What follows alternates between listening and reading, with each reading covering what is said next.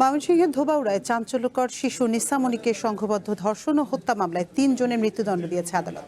সেই সাথে প্রত্যেককে 2 লাখ টাকা করে জরিমানা করা হয়েছে। এদিকে চট্টগ্রামের সীতাকুণ্ডে শিশু ইরা ধর্ষণ চেষ্টায় গলা কেটে হত্যা মামলায় একমাত্র আসামি বাবু শেখকে মৃত্যুদণ্ডের আদেশ দিয়েছেন আদালত।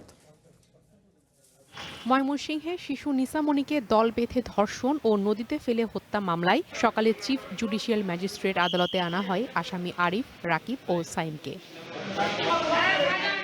দুপুরে শিশু সহিংসতা দমন ট্রাইব্যুনালের বিচারক সুদীপ্তা সরকার এই 3 জনকে মৃত্যুদণ্ডের আদেশ দেন।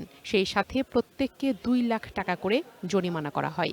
অন্যদিকে আসামি মারুফ অপ্রাপ্তবয়স্ক হওয়ায় তাকে 10 বছরের কারাদণ্ড দেয় আদালত। এই হত্যাকাণ্ডের বিচার সুষ্ঠু হয়েছে বলে রায়ের প্রতিক্রিয়ায় জানান রাষ্ট্রপক্ষের আইনজীবী। এই হত্যার বিচার আমরা সঠিকভাবে প্রাপ্ত হয়েছি এবং আমরা প্রমাণ করতে পেরেছি।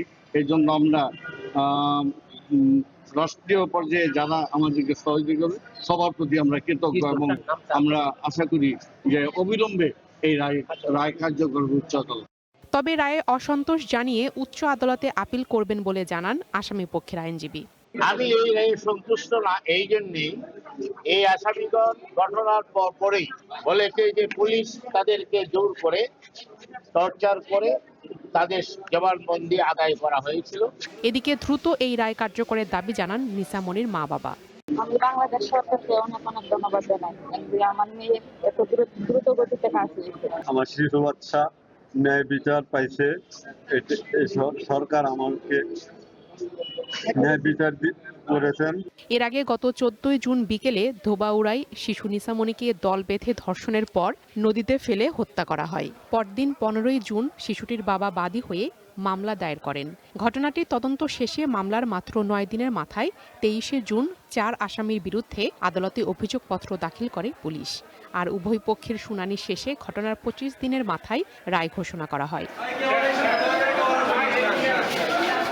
এদিকে চট্টগ্রামের সীতাকুণ্ডে 2য় শ্রেণীর শিক্ষার্থী শিফা আক্তার ইরা হত্যা মামলার আসামি বাবু শেখকে মৃত্যুদণ্ড দিয়েছে আদালত। চট্টগ্রামের নারী ও শিশু নির্যাতন দমন ট্রাইব্যুনাল 4 এর বিচারক জান্নাতুল ফেরদৌস এই চাঞ্চল্যকর মামলার রায় দেন।